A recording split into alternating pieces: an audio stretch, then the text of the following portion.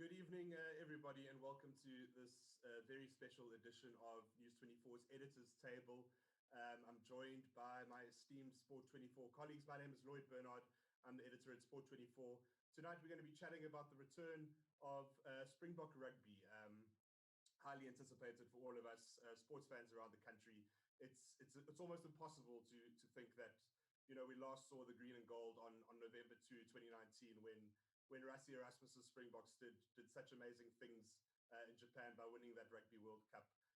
A lot's happened all over the world since then, and none of it's been Springbok rugby.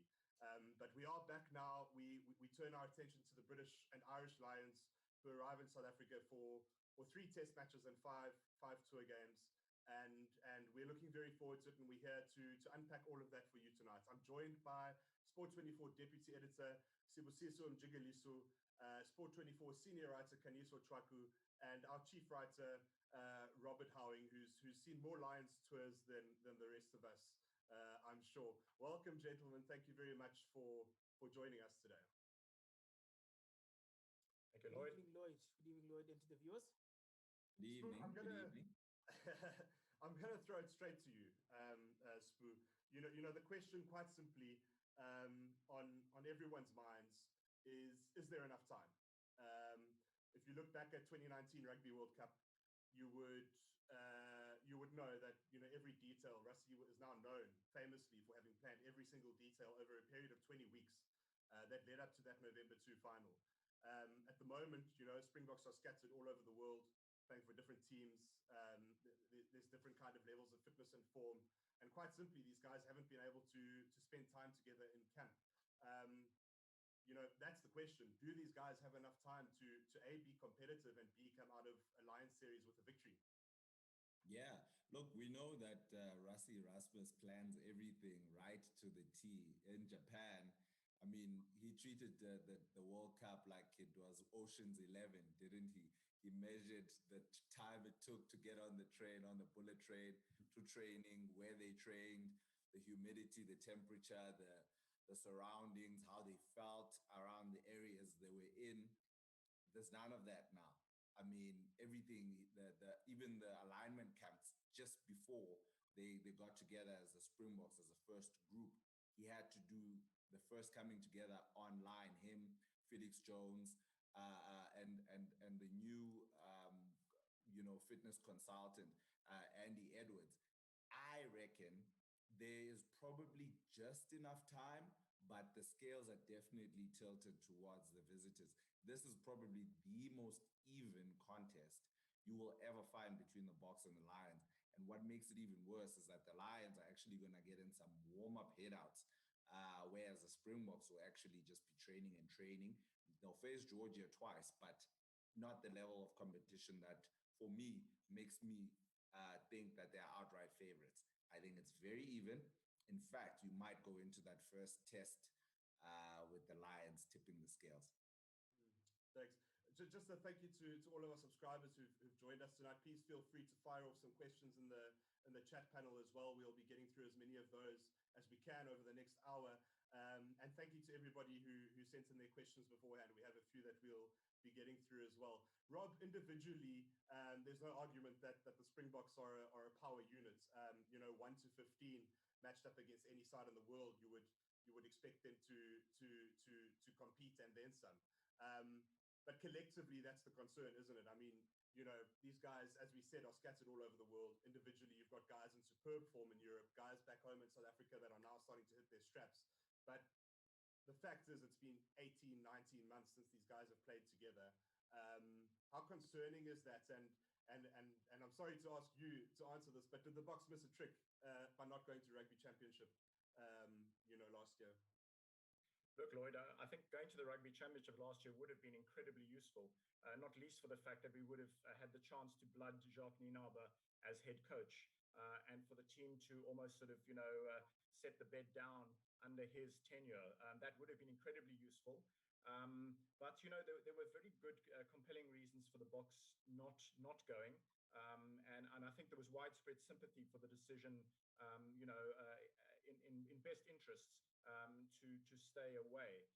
I suppose the glass half full approach, which I always try try hard to take would be that, the converse perhaps to thinking, yes, the Boks will be undercooked. And of course, there is that risk. There's a huge risk.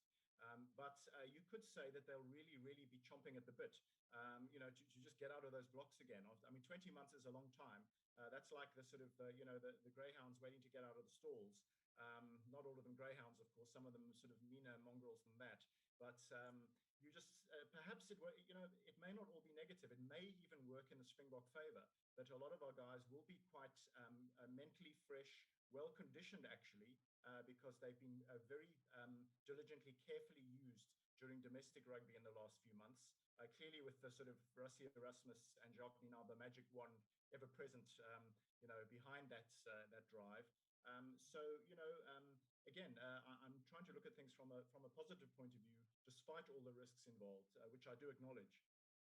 But it's not all gloom, and I feel that the Springboks will hit the ground suitably running, despite the fact that Georgia not the greatest lead-up opponents, but they're not too bad either. There's been a bit of a clamour for them to be part of the Six Nations, and at times, replacing Italy perhaps, they have a pretty mean forward pack. So at least in one key area, they will hit the Springboks quite hard, and I think the Boks will quickly brush off some cobwebs. So I'm still pretty optimistic, despite this very strange scenario that we find ourselves in. Just quickly on you as well, Robbie. Will you expect those two Georgia tests to be strongest 15 type matches where Rassie and Jacques get to look at these guys and their combinations that will be starting against the Lions as well? Yeah, I've thought about that a bit. You would think, given the 20-month lag, that they would be dying to field their best side over the course of both games. A counter view might be, rugby is a squad game these days, and you want to get as much game time as possible for certain players. They will have looked at their list of players and who they feel might need more of a gallop than others. So it is possible that after the first test against Georgia, they might be inclined, especially if they've managed to beat them pretty convincingly in the first test. I think there might just be an inclination to perhaps rotate. I would think not more than 2 or 3 players, but maybe even more. It's difficult to know. That they'll be busy fine tuning that aspect, and I think we'll only have a lot of questions answered about the Springboks as a whole after we've watched them over 80 minutes in that first test against Georgia to know exactly what our state of readiness is. And then they'll act accordingly in selection for the next test, for the second test. Kenny, so I want to throw it to you and talk about the little bit of preparation, and if you can view it as alignment that there has been in South Africa. We know that Bok management will spend time with franchises and share plans and things of the sort. You've got your guys who've been playing at a very high level in Europe that have been in fantastic form over the course of the season. Your Cheslin Colbys, your Faf de Klerks, your Damien Dialendis. The guys who've been at home for this period of 18 months, who've now gone through these franchise competitions and provincial competitions, from Super Rugby Unlocked to Currie Cup to Preparation Series to now Rainbow Cup SA. What do you make specifically with the Rainbow Cup? Do you think quality-wise that is sufficient preparation to get these guys hitting their straps before a Lions series? What have you made of the quality of South African domestic rugby at the moment, and is it sufficient when casting an eye towards the Lions tour? Thank you, Lloyd. It's felt a lot like a never-ending set of internal trials, if I can put it that way, where there's trial after trial after trial after trial, with no selection end game in sight. When one was watching Super Rugby Unlocked and 2016 Currie Cup, there was a fair bit of turgidness to those particular tournaments. It was like the players were just ticking the box, saying as Tosa. It's like, let's just get this over and done with. Let's just ensure that we've got some rugby behind our backs. So there wasn't an end game. It's like when we watched the finishing of Super Rugby NZ, Super Rugby Aotearoa, Super Rugby Australia last year, you could see there was an end game, that being the Rugby Championship, where we saw that initially Australia looked like a very good side, but when you now throw it forward to 2021, you realize that New Zealand are streets ahead of Australia at the moment. And you actually sit down and realize that, hey, Super Rugby actually misses South Africa more than South Africa misses Super Rugby, because I think as viewers, we would love to be part of Super Rugby. We actually miss the New Zealand component in particular, because when you look at the New Zealand games in particular, it would have been very telling to watch how all the franchises, and include the Cheetahs in particular, play against Crusaders, because they are the one team in New Zealand that ask Northern Hemisphere questions. The other sides play a bit of a looser game. The Blues are getting there with their forward pack, but the Crusaders in particular would have given all the franchises a particular idea of where the forward strength is. Yes, they've also got the complementary backs to make their magic work, but they are, and I think the Blues to an extent, those two sides would have given the local teams a fairly decent idea of where they are and how far they need to go. So, I mean, the Rainbow Cup has been reasonably watchable. I think it's been a much better spectacle than Super Rugby Unlocked. I'll own up, it was pretty difficult to watch Super Rugby Unlocked. Guys hadn't been playing rugby since March. They then had to warm up to a tournament that kind of didn't have an end game. If, let's say, if the factors for COVID allowed that for Super Rugby not to start in July, that would have allowed, I think there would have been allowance for the Boks to travel to the Rugby Championship, and that would have given players an end game. Say that, actually, I've got a selection point to prove, I've got something to play, because remember, there were a number of players who were injured who were then able to recover through that COVID-19 period. So by the time, if the situation allowed for a late July, early August start, chances are there would have been some sort of readiness for the particular Rugby Championship, and then the Currie Cup would have been that normal domestic, watered down domestic tournament that you all know.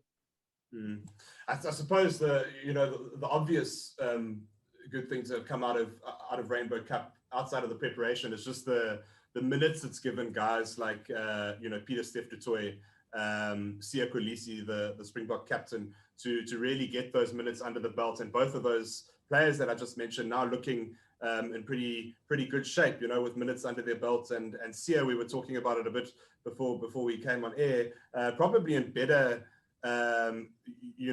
match readiness state now than he was heading into Rugby World Cup 2019, which has to be a positive. Spoo, I want to throw it back to you. There's a very interesting dynamic about this Bok setup at the moment that has nothing to do with the players. Obviously, we've got a situation where poor old Jacques Nienaber has been the head coach of this team for going on for 18 months now, a year and a half, and must be the longest undefeated streak in the history of test match coaching.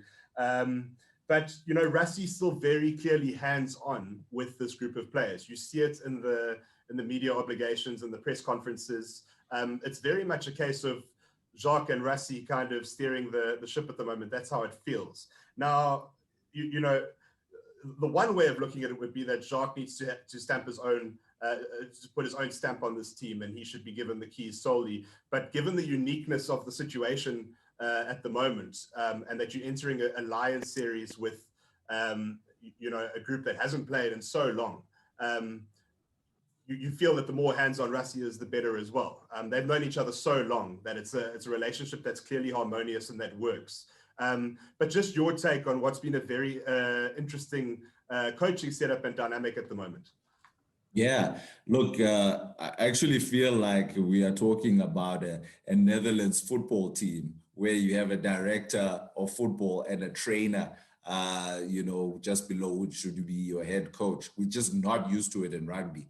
I can't exactly say that there have been examples that have worked in the past. I remember the Sharks sort of tried it. They had Jake White as the director of rugby, and he was going to be appointed a Currie Cup coach, and just things didn't really vibe quite well there, and it really didn't end up, with everybody wanting to move forward with that kind of setup for that and other reasons. So I'm not sure quite what to expect from the Springboks. I mean, for it to happen at such a high level, with so much pressure on the Springboks, also, who does the pressure transfer to? Does it go to Rassie? Does it go to Jacques Nienaber? It really is a puzzler, and it will be one to watch on its own merits, just to see what the dynamic is like. Who is sitting in the booth? Because we're used to Rassie being flanked by Lindsay Vaya, as well as Mzwandile Stick, who are the bona fide assistant coaches. and they're looking at various different things while there. And Jacques Ninaba is the guy on the floor pretty much, who's on the ground and giving instructions and making sure that guys are following the plan, communicating between Rassie and the players. So now it's different. Jacques going to have to be in the booth. And where's Rassie going to sit? He can't sit in the suites with Mark Alexander, can he? So, I mean, in the past, you'd have your head coach, Springbok head coach. All your questions are directed at the head coach. And if there are problems, it's what's the problem is the head coach. But now it just seems a little odd. But at the same time, I understand why it had to be Jacques Ninaba who succeeded Rassie Erasmus if they are going to go this way. I mean, if they were going to have Rassie Erasmus as the director of rugby, there's no way they could have appointed a Jake White, for instance, or another, alpha head coach to serve under Rassie. It just wasn't going to work because you'll have too many chefs in the kitchen spoiling the broth. And the relationship they have. So they've obviously have the relationship to make it work. It's just the rest of us who are outside their little bubble that are just going to have to figure out how everything is going to work. And you know what, to be fair, they're also a little under pressure to make it work. And just because they get along and just because they've worked together for so many years, starting from the Free State and so on, doesn't mean it's going to just things are going to automatically happen, I know there won't be mixed messaging, but if things go slightly awry, I just wonder if one person's not going to be thrown under the bus, or if Rassie decides he's going to take the heat, he better do so from the start. If he's going to announce the team, then he better front up to the questions that are inevitably going to come if things go badly. But it's a weird dynamic. I want to watch it. I want to see how it develops, I want to see how Jacques Ninaba is as a head coach as well. I want him to come out of his shell, he's obviously got that cloud of started off as a trainer, then defense coach. Then he's built himself to be an all-round rugby brain. I want to see that come across in this series. I suspect that, it's also a case of desperate times for the kind of level of Rassie's involvement right now. I think when the appointment was made for Jacques Ninaba to be head coach, I think in Rassie's mind, it would have, by now that handover will have been complete where Jacques was the kind of face of the national team and kind of running the show by himself with Rassie very much in the background. But I just wonder if the extreme circumstances of the situation have dictated. Yeah. Two of them are kind of now going, shit, all hands on deck here. We're gonna sort this out together. You know what I mean? Yeah, absolutely. They could just say, let's run it back, guys. Let's do what we did in Japan. We don't have time to try out the plan, the succession plan. We have a template that worked. All we need to do is just put that right back. And it's the same group of people, bar Aled Walters, it's the same group of guys. Let's put them together and let's bring Rassie back as the person giving the instructions, giving the talks. And we'll keep Jacques Ninaba there in his role and doing his duties. But the template that worked in Japan, let's do that for the sake of time and for the sake of hitting the ground running. That might be the plan. Let's put Siya Kolisi in as the captain. Let's not faff around with anything that worked, to save us time. That might be the plan. Just a reminder to all of our News 24 subscribers who are in the chat, please continue to fire off your questions into the Q&A box over there. We're going to go through one or two of them now. This is from Piwen Denisa, who has put it to, well, one of Piwen's questions was actually around the role. Has Rassie's role really changed, or is he still the head coach in disguise? If his role has changed, do we not have two centers of power? I think we've just unpacked that very question in some detail. What are the panelists' preferred starting 15s? Asks Piwe. I'll throw it to you on this, Rob, because we were chatting earlier today about the fact that there's a very strong possibility that the first test on July 24 is a copy and paste of that Springbok team that contested the Rugby World Cup final 18 months ago, with the obvious exception of Tendam Tawawera, now retired. But I mean, is that possible? Just your take on what a starting 15 could look like for test one? Yeah, it's highly possible. I think given the unique circumstances, the fact that they won't have played for 20 months. And, okay, yes, there will have been the 2 Georgia tests as we've discussed. But for that, wish to hit the ground running in the first test against the Lions, I suspect that it will be almost exactly, and if possible, of course, if possible, considering that there might be some injuries in the next few weeks in the lead up, we've still got a bit of domestic rugby to worry about, and those 2 tests against Georgia. Who knows what might happen on the injury front. But in an ideal world, I suspect that the starting 15 may not budge an inch, apart from, as you said, the necessity to replace Beast. And then, of course, there's such an obvious replacement candidate in Steven Kitsoff anyway, who is, I think, still, significantly the best current active and most experienced Springbok loosehead prop.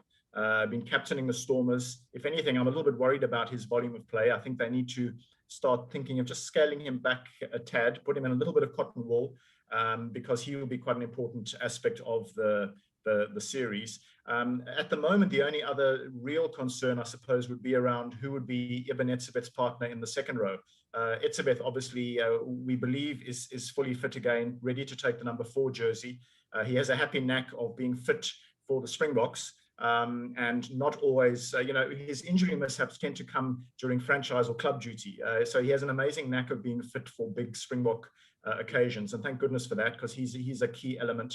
But so his partner, I suspect, again, though, it'll be reasonably logical if there's no availability of a Loot de Jager or an RG Snyman who is adaptable between the 4 or 5 role. I think Franco Mostert shapes up, the guy who came on as a replacement early-ish in the World Cup final anyway, the old former workhorse of the Lions, will be ready to take up the cudgels again. So he could feasibly slot into the second row as Etzebeth's partner, and very, very little else in the way of change, apart from if necessitated in the next few weeks by mishap. Piwe also asks prediction for man of the series. Kaniso, I suppose it depends who wins. If the Springboks win, you would think there will be some very hard work done in that forward pack, where the likes of your heavy hitters like Peter Stephan and Dwayne will step up. But who are your big Bok players for this series? Your potential MVPs come the end of it? Look, it will have to come from the forwards. I mean, Rob in one of his columns highlighted the fact that whenever the Lions come to South Africa, they pick a lock as a captain. It is a physical statement of intent that you're going to pick one of our strongest guys to push us forward. I mean, Paul O'Connell, when he was here in 2009, he wasn't the national team captain. Brad O'Driscoll was. But because of Martin Johnson's success in 1997, and also throw it back at the time, he was the national team captain. But because of the kind of physical presence that he had at the time, it was clear that we need someone who's going to be the face of physicality. So it will have to come from the forwards. It's just a case of, just looking back at what Rob said, the volume of rugby that Steven Kitsoff has played. We also need to look at the kind of depth that South Africa has in the event of injuries, because you do tend to worry about, especially at tight end. As much as we have 2 world-class tight ends in Dando Nyagane and Frans Malherbe. You worry about, let's say, is a Thomas du Toit good enough to step in the face of, let's say, a Kian Healy? Because if there's one fear I do kind of have, it's those Irish props. A lot did not go right for Ireland in that World Cup, but if there's one thing that remained firm about them, was the ability of these props and their scrumming. That is one department that did not fail. From a lock perspective, who partners Etzebeth is a critical factor. But I do feel that it will come from the forwards, because it is going to take an immense forward effort to beat the Lions, because it doesn't help having the best backline if it's always if it's retreating into, if they're playing at the Cape Town Stadium, they're forever retreating into Moole Point. If they're playing at the FNB Stadium, they're retreating into Naturena. If they're playing at Ellis Park, they're retreating into Ellis Park Station. So again, the forwards, it could be a collective effort. I think it may be an even bigger collective effort that will be required from the Springboks, because if you look back at the 2009 series, I mean, it was clear that Heinrich Bluso was the swing man. You look back at the particular game that he played for the Cheetahs, where they lost 26-24 to the British and Irish Lions, where they actually realized that we did not prepare for this particular individual. And those tour games become very important, because as I ran through the particular tour games, the British from the 2005 series onwards. In 2005, they beat every touring team in New Zealand, but they lost all 3 tests. But in every tour game, the unheralded teams have actually asked a number of big questions. I mean, the Kings asked serious questions they asked serious questions of the Lions. I mean, the Brumbies in particular, under Jake White in 2013, they sprung a massive surprise on the Lions, even though they went on to win the series. I mean, 2 of the weaker New Zealand teams in 2017, that being the Highlanders and the Blues, they were the ones actually beat the Lions. So I think now when the Lions in particular look at the touring, and I think even the Boks management in particular, yes, there will be grouping players in the bubble, but I think the tour games now will take on an even bigger importance, because you now have to ask the one question: do we play the Boks players in the tour games? Do we risk them getting injured? But also, with the fact that they haven't, the South African based players in particular, haven't played any transcontinental rugby, are they in need of that sharpening of their tools so that they can actually be primed for the Lions challenge? Katie, I just want to add on your point there. I think we might see behind the scenes Springboks, SAA proper hit-outs to sort of buffer that lack of physicality and confrontation, because like you say, the tour games, they actually give you that real feel in terms of physicality. And I think this is where everybody's worried about the Springboks, is that it's all good and well dancing around and training with the ball, but can you take that physicality and contact? And I think in the past, with having Super Rugby become the preface of every international season, is that you could guarantee that the players that made it out fit and across the line from Super Rugby and entered international rugby, they were conditioned for the physicality and the brutality that they were going to face either at a World Cup or at a Lions tour. Now we are entering new territory in multiple different facets, and it's going to be fascinating. There's one here from an RJ Dialendi. I'm not sure if that's a relation. Asking about the fly half situation. Look, you would expect Handré Pollard to wear the 10 jersey on July 24, but he has come out of a kind of long-term injury situation where high-intensity minutes have been limited. It is a point of concern. We've got Brendan Fento, who obviously writes a column for our subscribers once a week, and he pointed, I think the week before last, to number 10 being the area of most concern for him heading into the series, based on the fact that Pollard is so short on high-intensity minutes.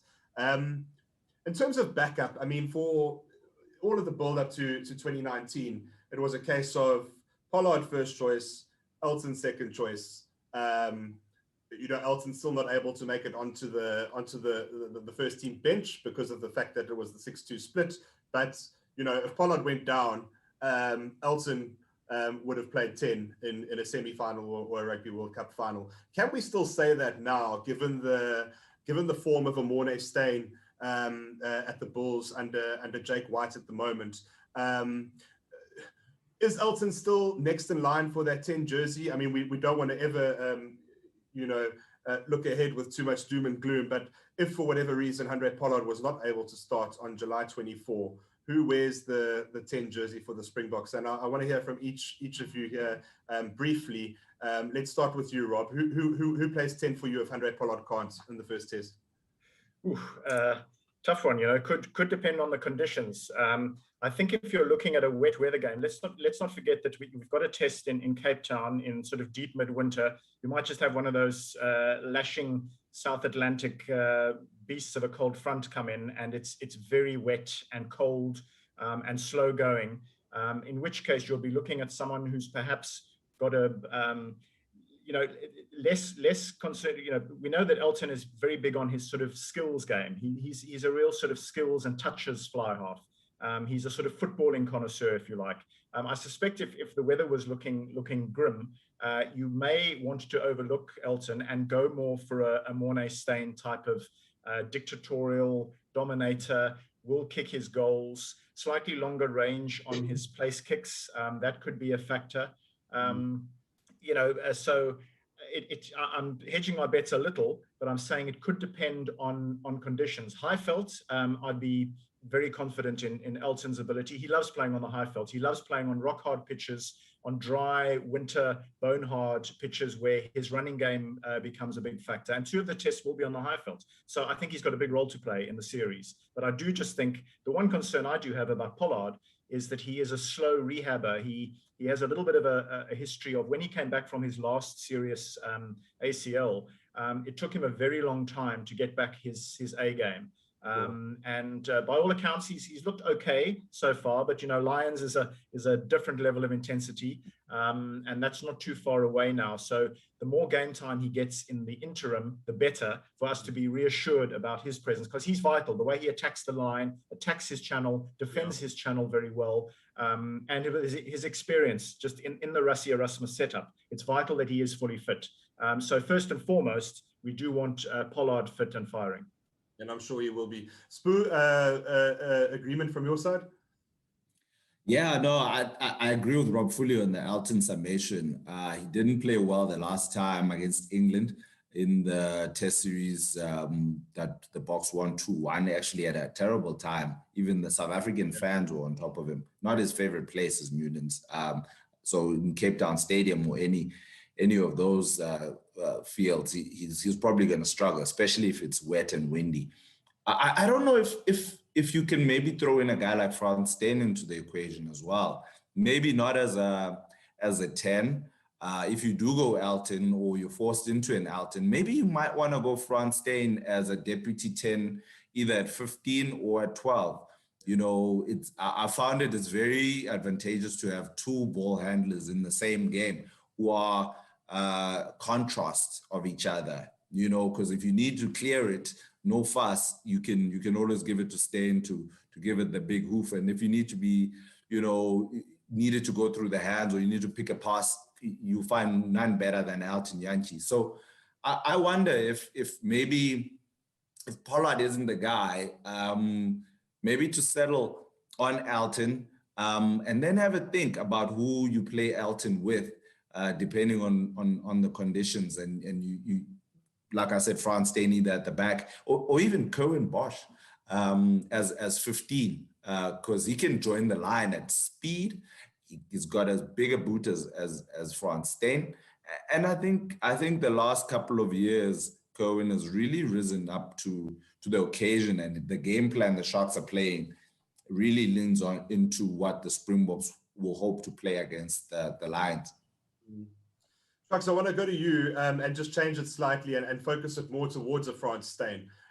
You know, the role that he played at Rugby World Cup 2019 was obviously immense. He was the sole reason that the Springboks were able to go into big matches with that 6-2 split on the bench. You know, covers a range of positions or off the bench. You know, can cover the 10, can cover 12, can cover 15. Probably not the quickest in the world anymore, but can probably do a job out wide as well. Is it concerning that we were talking about Rainbow Cup now and that the Cheetahs haven't been playing in the tournament? And that obviously means in a Frans Steyn situation that he hasn't been playing. Is that a concern for you at all, or is he just that type of player who has so much experience and mileage under the belt now that he's been there before, he's done it before, he can step into a Bok camp ahead of a Lions tour and just switch it on and be okay? Do you still think he's going to play a big role in the series? Look, he should. I think the concern to answer the Cheetahs part, it is a misstep from SA Rugby to exclude them from this particular competition, especially when it became clear that the European teams were not going to come to South Africa, nor allow the South African teams to actually travel to their destinations. So I think that is the first mistake. They should have just remodeled the competition to suit their particular needs and play all 5 teams, because that also would have given a number of outlier players at the Cheetahs a prospect of actually pushing a selection case, because it looks like now the Cheetahs is just being used as a stepping stone to go to either to the bigger franchises or go overseas. So that has now kind of taken away an opportunity for Frans Steyn to be up to speed. At 15, I don't think it's an option, because I don't think he has the pace anymore. At 10, I sometimes worry about his distribution game. He certainly has tactical kicking, that cannot be disputed. but whether it has a distribution game to stay at 10, it did not come into question for the World. It wasn't required for the World Cup. But even when he was trialed as a 10, I think it was 2008, he played a bit like the Fronston of Great College, where he just relied on just getting through the line and offloading. But at senior level, sizes tend to equal out. So, but he does become an important factor. Look, it's how, I mean, the Pollard question is actually the trickiest part, in that while he's been warming up all with Montpellier in France, you also need to understand that the quality of the teams vary in France. Whereas if you play in the UK, if you played in Wales, played in Ireland, or in England in particular, you would have got a feel for who is he going to play against. And the fact that he missed the bulk of the European tournament meant that he actually missed the games against your Munsters, the England sides, the Celtic nations. And that would have given us a very good idea of how ready, because Rob makes a very good point about Pollard being a very slow rehabber, because I was at the Albany test when he was run over by Anthony Leonard Brown, where he was fit to play a test match, but you could see that he was well short of a gallop. With an Elton versus Monet, the Newlands, I mean, I remember the particular England test against Newlands. I think the one thing we also need to say that the Boks forwards took an absolute beating, but also the fact that they actually took the foot off the pedal, because the series had been won by then. I suspect it could have been a bit of a different response if the series at the time was on the line. But again, it was a very intuitive test that the Boks lost. It was a good thing that the Boks lost those two games against England, because it gave them an idea of what they needed to do in the event that they are faced with these conditions. Because I mean, anything could have happened with the weather in Yokohama on that particular November night, but the Boks were prepared. It's just that, as you've been rightly alluding to, that 20-month gap has left such a vacuum with regards to how the Boks are going to play, who and how are they going to employ the personnel, because now what the British and Irish Lions players have to their advantage is game time, and that unfortunately cannot be replicated in training, and it cannot be replicated across a series of domestic games. So look, I think I won't say that the Boks are on a wing and a prayer, but look, it's going to be a hard ask for them. But look, again, the Boks, we need to remember that they're a team that thrive on being a back to the wall side, and they thrive on momentum. If they win that first test, anything can and will be possible. Mm-hmm. Question here from Nico Stein asking about the availability of players like Peter Steff, Dutoy, Malcolm Marx, Willie Leroux. As far as I know, all three of those players will be fit and available for selection. And then one from Anonymous questioning the form of Captain Siya Kolisi at the 1995 after the World Cup win. The immediate question arose whether Francois Pienaar was the best in his position. We have a similar form problem now with Kolisi. This is from Anonymous. That's quite a bold call, I think. I don't know if we could say that. I mean, in my opinion, as I said, I think Siya is probably looking in better shape and form than he was heading into the 2019 Rugby World Cup, given the minutes that he's had under his belt at the Sharks. But let's talk a bit about that position, because it is interesting in the sense that, I mean, we would expect Siya to start and captain all three matches against the British and Irish Lions. But where it becomes interesting is the cover off the bench that came in the form of a Francois Lowe, who is now retired.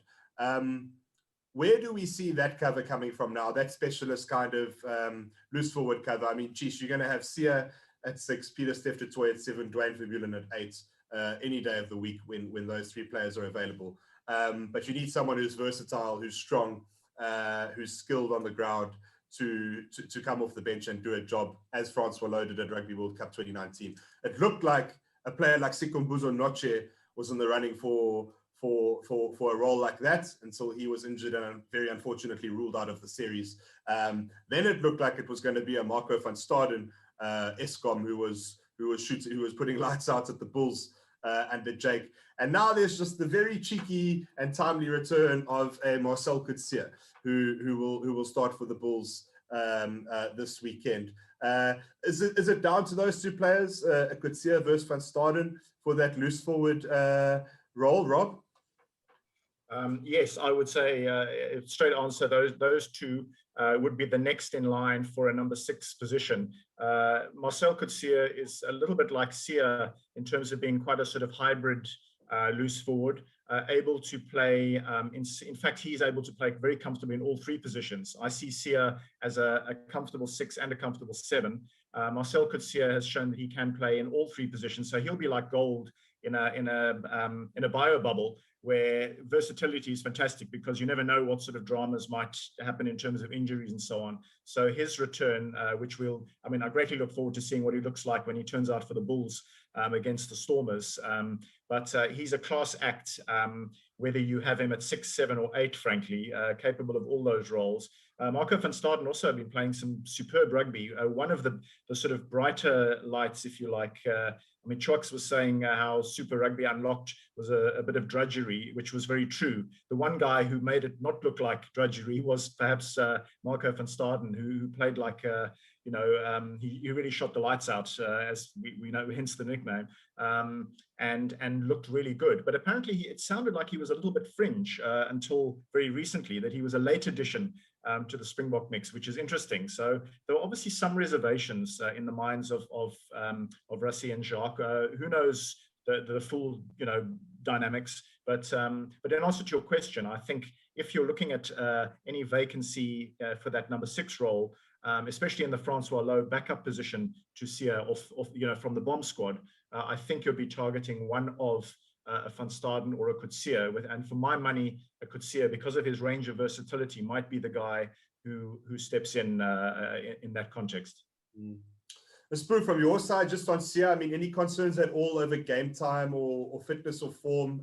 It looks to be heading in the right direction for me at the right time, heading into the Lions series. He's a guy now, that superstar status means that every movement, every ruck, every time he hits a ruck and gets the ball in his hands, all eyes are on him. His game is scrutinized, probably more than anyone else's.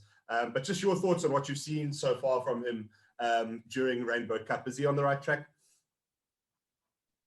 I have to say that this is the closest I've seen to peak Sia since France toured here for a 3-match tour, where he was just absolutely unplayable. I've never seen a better Sia Kolisi since that France series. I think that was 2018, if I'm not mistaken, or 2017, actually. 2017, sorry.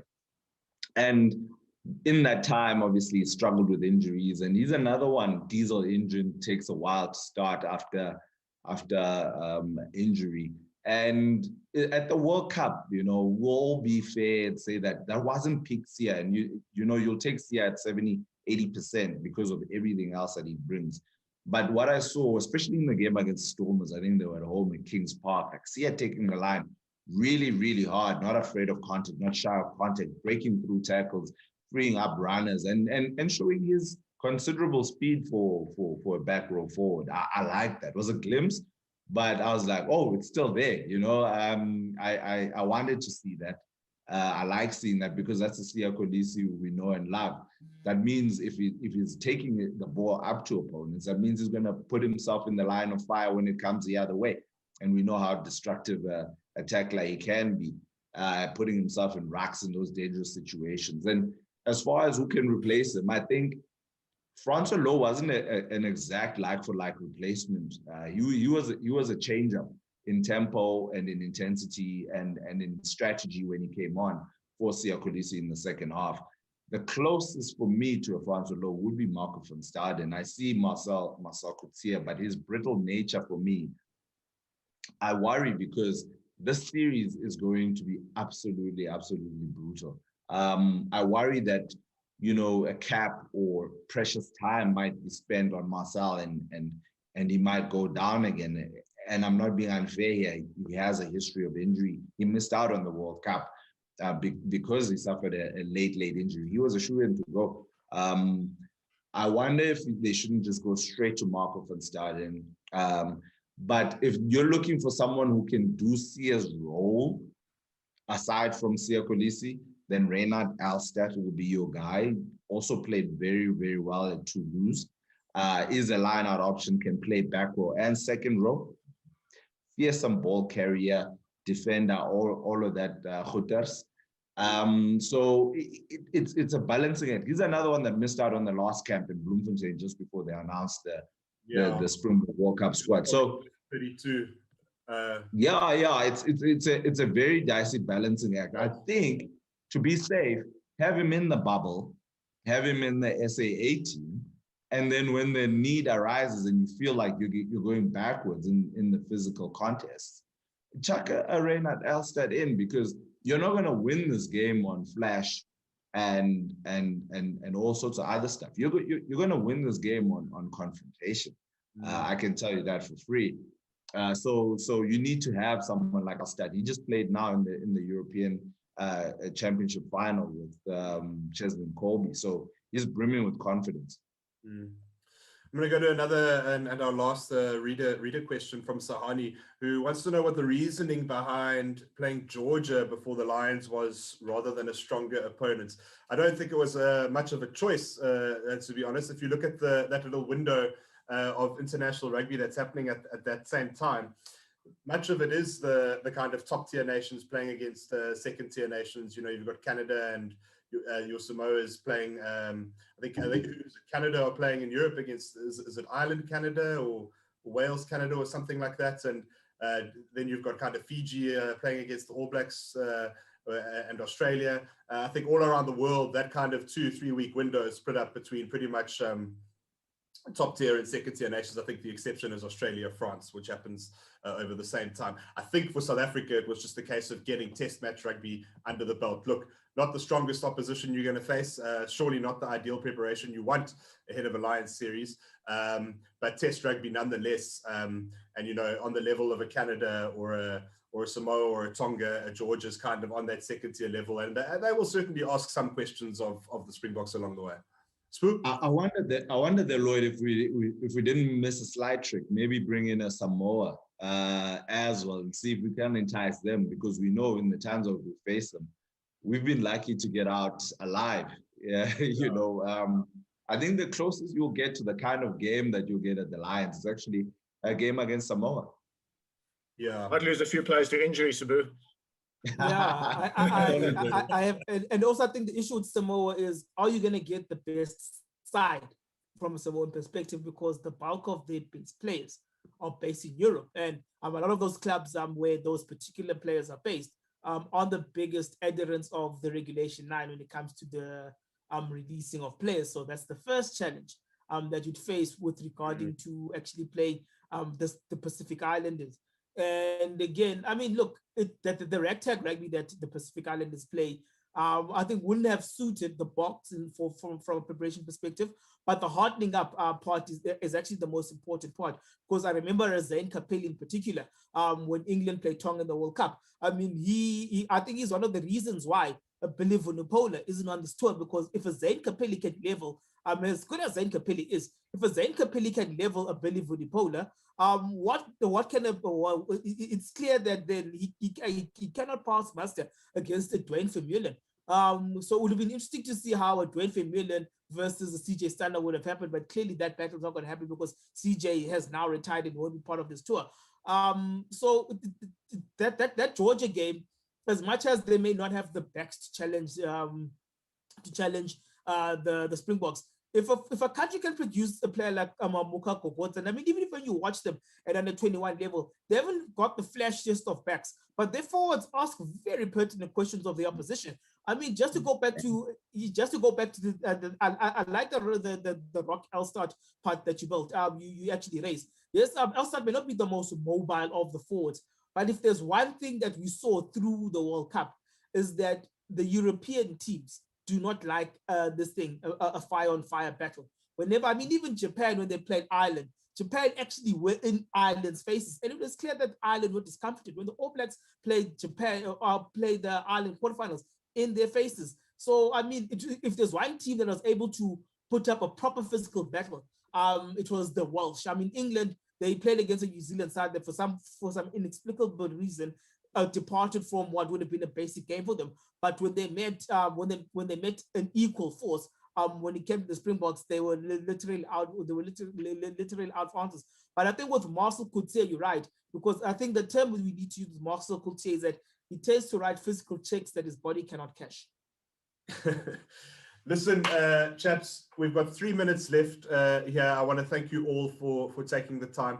I want to thank our subscribers who've registered and fired in some questions and who have hopefully we've gotten through most of them and provided some answers. This is the first of what will be many editors tables and online webinar discussions around all the rugby that's to come throughout the rest of the year, with Rugby Championship to follow and obviously the main event that is the Lions Tour. And thank you to everyone who was streaming on YouTube as well. We appreciate that. Quickly, I'm going to give the three of you the option. We have to leave it with a prediction. I will allow you to sit on the fence if that is where you would like to stay, because I myself am very aware of the fact that I'm not very good at predictions. So whatever I said would probably be wrong, and it is going to be that tight. You know, the Lions are the bookies' favorites. We can say that much according to the bookies. The Springboks start the series as underdogs, and I guess it depends which camp you're in. Look, 2-1 Boks is my safe kind of prediction for the series. But Rob, nice and brief from you. What do you think? Sorry, I'm going to be boring. I'm going to go your route, 2-1 to Springboks. You never get clean sweeps when the Lions come to South Africa. I still think that it's somewhere along the line. We mustn't get too arrogant. We mustn't think, 3-0, we're going to, wipe the floor with these guys. Lions series never quite turn out that way. I think a safe bet would be 2-1 to South Africa. And with the Lions, perhaps, if South Africa have gone 2-0 up, interesting to see what the Springboks might do with their team for the third test. Will they do a Peter de Villiers, knowing that he's got further business down the line in terms of a rugby championship or a then Tri-Nations? Sure. Do you sort of freshen up your team for the third test and field a slightly more rookie side, which will be vulnerable, as we discovered when the Lions were here in 2009? So I think that the safest bet, without wanting to be too sort of confident, would be 2-1 South Africa. Spook. Yeah, I'm going to qualify this prediction with the fact that I don't think Warren Gatland really picked the best squad. So I'm gonna lean to a 2-1 as well. But I think it's going to be 1-0 to the Lions first up, and then I think the Springboks will rally and come back. Something tells me that Warren Gatland might have missed a trick or two with the squad selection. I could be wrong. But it just seemed a little too left field for me. Especially in the back line. But yeah, let me go boring as well. 2-1. 2-1. Predictions but I come back 2-1 at least. I come back 2-1. That's my prediction. Fair enough. Mr. Chwaku, from your side? I'll give it a 1-1 draw, with the first test in Cape Town being drawn, and then the results speak up country. And I'll tell you why. It's based on Rob's prediction with the weather. Because if that northwester blows and brings in a cold front, points will become a premium. And if there's one ground that will either guarantee a close result or a draw, it's Cape Town Stadium. And the Highveld, because of the weather here, the results are guaranteed. That's a hell of a prediction. If you pull that off, can you? So Sport 24 will buy you a crystal ball to put up next to you for the next one of these that we do. That'll be it. If you get it down to the direction of the wind, that will be superb. But thank you very much to everyone again from my side. That was fun. I really enjoyed it.